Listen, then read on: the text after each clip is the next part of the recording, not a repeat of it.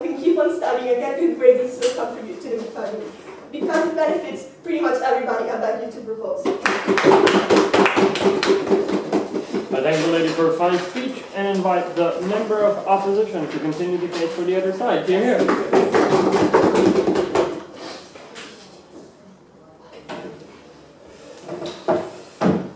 Mr. Speaker, in order for closing up to win this debate, we've got to do two things. Firstly, prove that this policy has no sort of efficacy, right? That it can't work and that they're not going to get the sort of benefits they want. And that even if there is some efficacy, right, in some cases, to some point, some children might get clever because of this policy, that is outweighed enormously by significant harms that occur to these communities and these families. Those are the two things we're going to do today in extension. Firstly, showing how these people are, how poor people are often incapable of improving their children's education, and therefore this is a principally incorrect and false policy. And then secondly, why, even if it were principally justified, there are enormous harms to it. Before I get into that, one quick thing in terms of rebuttal. Right at the start of this debate, we heard that poverty is cyclical. Of course it is. And we have two justifications for why this cycle is due to the agents in it, right? Due to the poor people, right? They lead this cycle.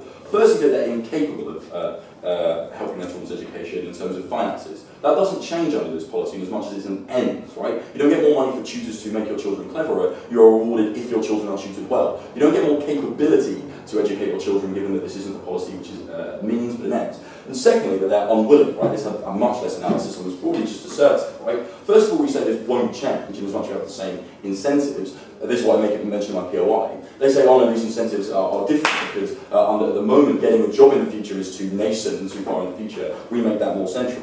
Firstly, no, like an Oxford scholarship would come at the same time you got your grades, so the incentives are still the same. And getting food on the table in the short term, right? That is why people would work at McDonald's. I don't talk about McDonald's so much. But if you wanted to work at McDonald's, you need food on the table now instead of at the end of the year when you get your grades, right? But secondly, it is untrue. It is untrue that poor people don't care about their children enough at the moment, and we should make them care about their children more by monetising that love. We think that the Free Schools and Charter Schools project actually originated where parents started. It originated in the 42nd district of Harlem, one of the poorest areas in the world, where parents thought that their children weren't getting the right education, took that into their own hands. Bangladeshi and Afro-Caribbean diasporas in Britain are often the ones that value their children's education the most and give a load of incentive into it. It's untrue that they just don't love their children. The problem then is structural, right? That there is, at the moment, structural failures within education, and as much of a lack of attention to people with poverty, bad schools being in poor areas, right? It's not a coincidence, and cultural expectations often linked to race of what these young children can achieve, right? That's essentially rebuttal to this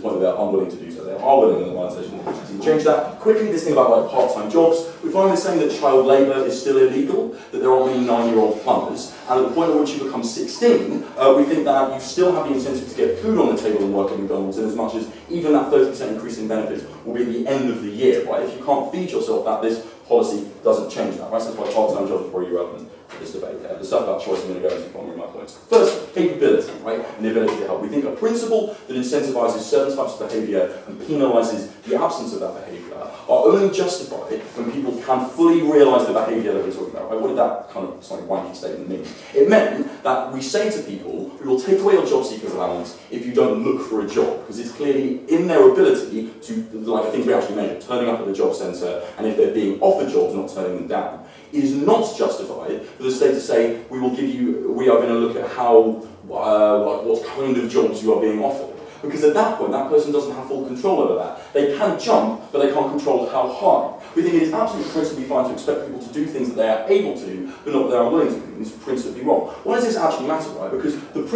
reason that they can't often get their children good grades just by trying really hard as parents are often the fault of the state, right? These are structural problems. The fact that in areas with high levels of racial minorities, less money is funneled into education because these people have less political capital. The fact that when children come into school with soiled clothes or lacking that support at home, we blame that child and not the system in which that child was able to develop, right? It is principally wrong, therefore, for the state to say that because you are unable to get your child more educated and get this child grades, that we are going to give you less benefits, right? Because obviously if you're giving people 30% more benefits, the inverse is true. If your child is failing in school, you're getting 30% less benefits, right? In as much as benefits come to a certain cap.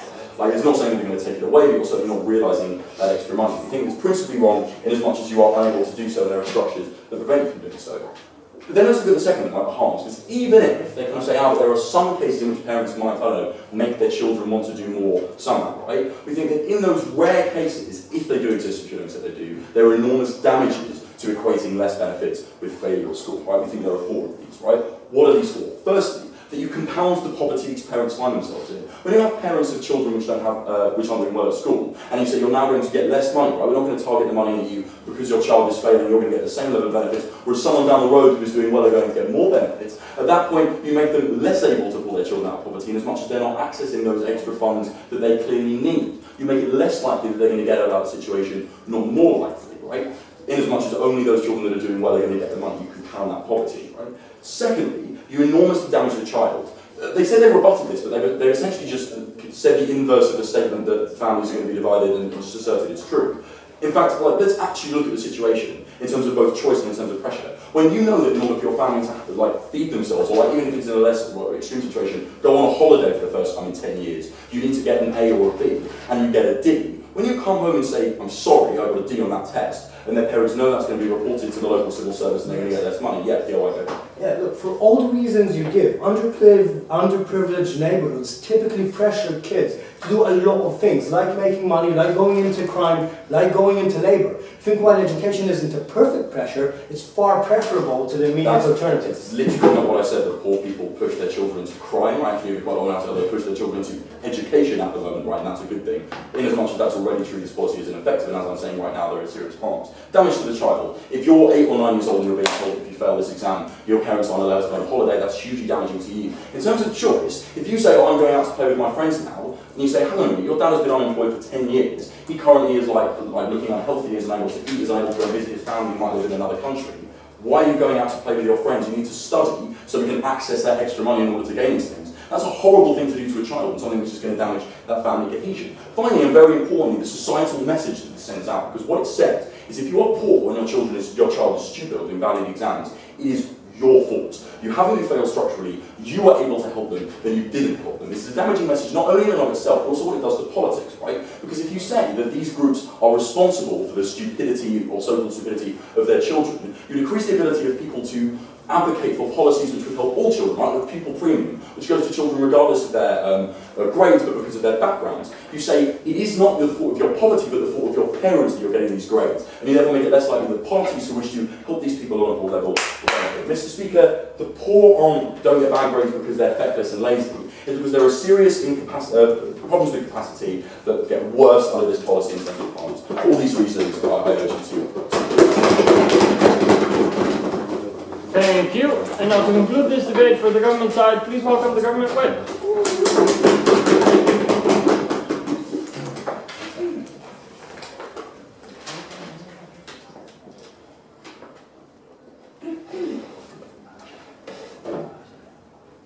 Mr. Speaker, I'm going to talk about 3 clashes that I found in this debate and I found important. So first of all, is it better to give kids money instead of their parents, which was phrased up by opening a position I think wasn't quite covered at the size of the house, and I'll cover that one. The other important point is, is it fair to give some families more money than the other families? And the third one, will it be better for kids, and that touching the point of pressure? But first, a bit of rebuttal. First of all, I was a bit confused in your points because you contradicted yourself, saying first, well, people will not care more about their kids when you start this policy. And then you were bringing your analysis about parents want food on the table. I think the fact that parents want food on the table is exactly why they will start caring about the education of their kids because of their policies. And you also kind of stopped the opening by saying that nothing is going to change because the whole case is standing on the point that parents are going to purchase their kids, and then you're saying, well, actually nothing is going to change. So I have no clue which of them I should rebut, so I will rebut both of them. So first of all, parents want food on the table. That is exactly true, and that's exactly one of the main clashes here. So generally, parents do not have food, even though they love their kids. Let's assume they do love their kids and they want to send them to education, but sometimes they don't have money for it. They say, your dad is, for example, your dad is unemployed, your dad is ill, we don't have money here on the table, our benefits are not enough, so you have to work in McDonald's. However, when we are giving them money and saying, well, listen, if you send your kids to school, they are actually able to get the same money as if they worked in McDonald's. And then parents think, oh, if my child goes to school, then he can become a surgeon, then he can bring so much more money back. And that's exactly the cycle of poverty that was kind of started by the opening team, and then there was a unique contribution analysis of my partner, that generally it will start that things of people will start bringing some money back instead of just simply working in McDonald's and simply like rotting in those McDonald's. So we're giving them choice, saying, well, listen, if you want to send your kids to McDonald's, you're free to do so, but there is another choice for you. You can send your kids to educate, and they'll bring you much more money, they'll be much more successful. Kids, what you were bringing, that, you know, about pressure stuff, etc. Kids are not going to be pressured to get A grades if they're absolutely unable to do math. So, for example, if you are getting D's all the time, your parents will not pressure you into doing something you're absolutely impossible to do. So, if there is a debating, if I have a debating partner who constantly gets 65, I'm not pressuring him into making the main grade because I know he's unable to do so at the moment. I'll rather educate him and think, well, now you can do so. No, thank you. So, I think we got that one and then a bit of a study. So that it sends the wrong message to society. No, it sends the right message to society. And that's exactly the second class on the fairness point. Well, because we value, and in this society nowadays, who works more, gets more. And that's our principle. So if you get A grades, you will get Howard Scholarship. If you get very, very good grade, you will get into every single university that you want to. If you constantly get bad grades, you are not going to get anywhere. And that's exactly how it works. If you work more in a society, if you spend 16 hours a week working in McDonald's, you get less money than the person who spends 40 hours a week working in McDonald's. And I think that's exactly what builds up our society. That's how capitalism works. And that was the analysis of Lorenzo that you did not bring down and you didn't touch at all. You didn't engage with that point. So I'm bringing it here now. So, no, thank you. Oh, actually, yes. Yeah, so the vast majority of children in education are clearly under 16 and therefore unable to work. How does any of your analysis about which option to choose apply to an 8-year-old? First of all, there is no choice. Poor families, especially when they're talking about farms or rural areas, people go and make their children milk cows. So they're saying, well, don't go to school, you can, walk that ox across the field, and you can actually help us build the farm. Or if you're in a really, really poor family, you're saying, well, you have to help us somehow, you have to help our family. For example, you can help your father working. For example, you're bringing him to office and he's bringing you papers, etc., etc. There are so many ways which societies do so. If you want to contradict it, you're contradicting the truth of our society nowadays. Many kids actually work, maybe not very legally, and that's another problem, which wasn't touched here, that's why I'm not going to go into this in my summary, but that's another problem that we have to solve. So, is it better to get kids money instead of parents, which was touched upon, and actually a lot of analysis were about this? No, it isn't, because most of the analysis that we brought you here at the government page is that parents need to have incentive to send their kids to schools. So generally, if parents are not getting anything from those benefits that we offer kids, therefore, they will not be encouraged to send their children to school. Because now they think, oh, we'll have more money for ourselves, we'll get some food on the table. If only their kids are getting money and they're not sure, they don't really trust their kids. So they're not sure whether the kids will bring money home or just get that money and then go somewhere else and leave their family to rot. That is a problem. So I think I covered those two classes fully. So, is it going to be better for kids? Yes, it is going to be better for kids. And especially, it's going to be better for society as a whole. Another unique analysis of my part, unique contribution to this debate. Because children themselves, they want to go for education. Like some kids, they don't want to do anything and they're not touched by this policy anyhow for the analysis I brought you today before. But kids who want to get education, they're going to school, they think, well, I can be a lawyer, I want to be a lawyer, and I know that I'm going to get money from the government if I get good grades, and I know they're going to get scholarship for Oxford if I get very, very good grades, and I'm going to be a lawyer. And their parents see that and realize, oh, my kids can actually get money and be a lawyer. And if we don't offer those benefits to these people at that point, their parents will say, I'm sorry, you are unable to be a lawyer. We don't have enough money to afford your education. We don't have enough money to live. Your sister is going to die if you don't go to McDonald's now. So I think that's a problem. And we don't want that wasted potential. There are poor people who may be wonderful surgeons, wonderful physicians, wonderful everything in the world. However, it's a waste potential for the society here because these kids are not getting education, these kids are not going to university, they are watching in McDonald's, they are losing their potential, and therefore it's very harmful for society. Another point that we're bringing here about education, think about schools. There are schools. And there are many kids, especially in poor areas, many kids do not finish their education. After they turn 14, 16, whatever, they just leave education. And most of kids there don't actually care for this because they know they're not going to achieve anything in life. And bear in mind the analysis I brought you today. So you think, well, I'm not going to achieve anything, and therefore I'm not going to study. But if more people are actually going to stay in schools, moreover, more kids are going to study at schools because they know that they can bring in some benefits. The education system, therefore, prospers, as Lorenzo already pointed out. So for all these reasons, because it brings more money to poor families when they need them, because it's fair, and it's actually a fundamental thing for society, because it will lead to more people getting education, therefore more people contributing something to society, because it's better for kids, we are very proud to propose. Thank you. And now to conclude round one for all of us, please welcome the opposition whip.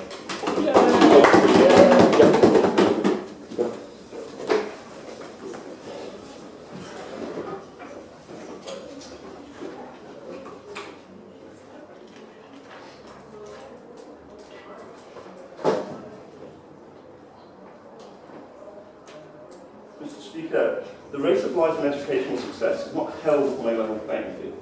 The most effective way of ensuring that the most discriminated against are able to succeed is not through holding a carrot at the end of the running track, but rather by removing the hurdles which obstruct their access to it at the moment.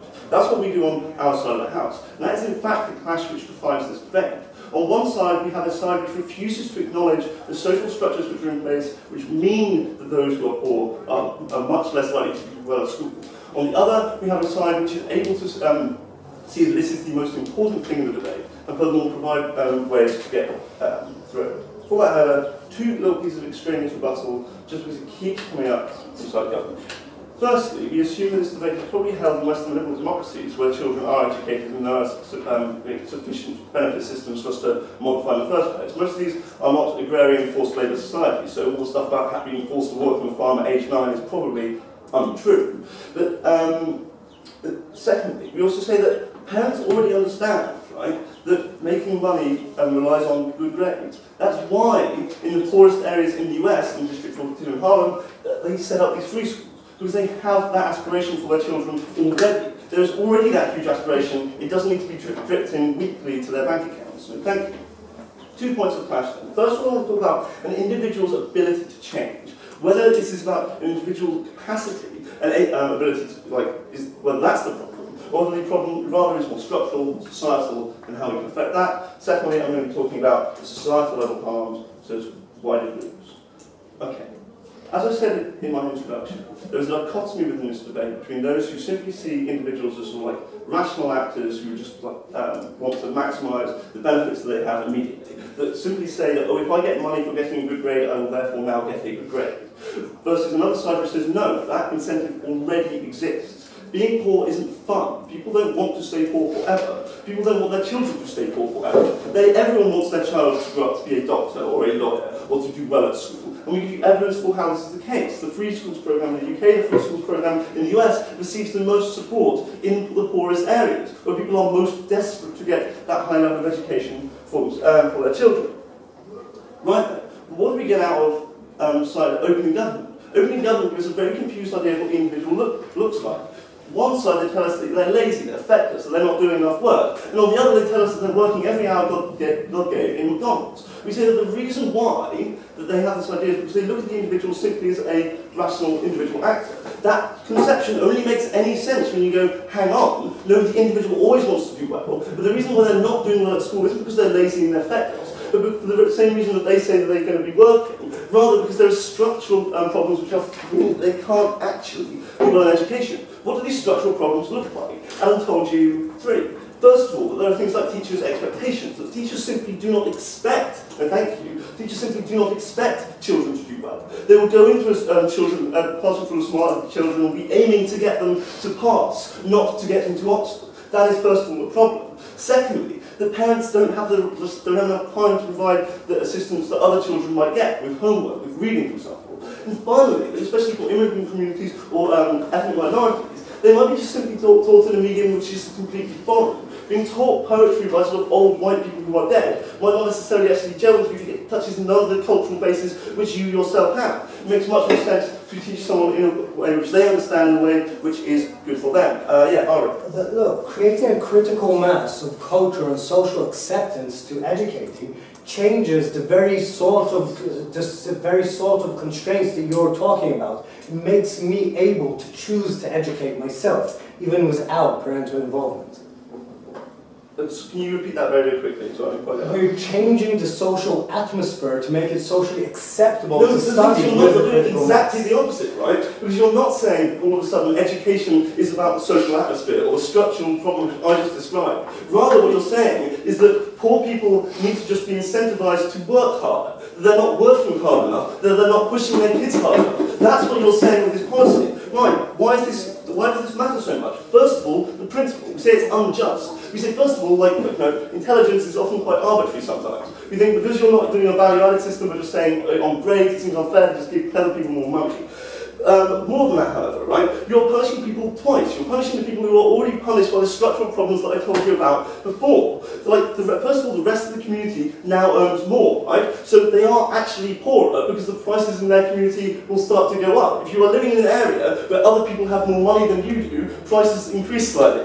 Okay, but secondly, right, just being denied that benefit, being denied and being told that no, you're not good enough at being a parent, is in itself a punishment. It's a psychological punishment of being told that you're a rubbish parent and you don't deserve the benefits which other people are getting. That's also incredibly, incredibly bad. Secondly, this minimises the benefit massively, right? Why do structures matter so much? Because you don't get the benefits they talk about. You won't suddenly get amazing grades if you start telling parents that if you just put some extra pressure on your kid, they're going to do really, really well. Because all the structural problems of inherent racism or the badly designed education system still persist. The benefits just don't exist anymore.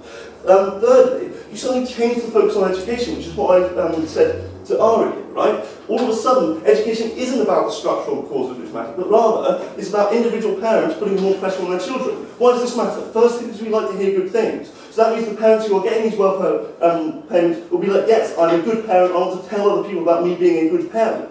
Next thing is just like a maximum capacity of column inches in newspapers and times for speeches in Parliament. If we are constantly talking about how great parents are, and like we just don't have the time to talk about these other things, there is maximum capacity there.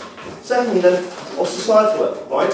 How these are linked to separate, okay? Because the actions of the individuals, when maximised, create other problems as well. Firstly, we get from opening opposition that the child won't like education. They'll be liking education for the wrong reasons. Secondly, we say that it compounds poverty, because we're now giving less money to the people who need the money the most, the people who are most discriminated against by education, who are least likely to then get good grades, which will get them a good job, and are getting less money to start with. Next, we say damage to the child. And OG go, oh, parents don't hurt their kids because parents like their kids. I always point out this is actually a lot of the time not true. But even if we do accept OG's idea that parents really, really like their kids, the harm we give you is more nuanced. Because if you as a child are sitting there and know that your best mate just got like so much more money for his family because of his grades, you're going to feel terrible about your relationship with your family. This is particularly true for groups who feel that they are being otherised by society, that they only have their family, that everyone else is against them, that they need to help and support their family, they need to help and provide their family with opportunities. When they don't do that, they feel terrible. For all these reasons, therefore, absolutely counterproductive.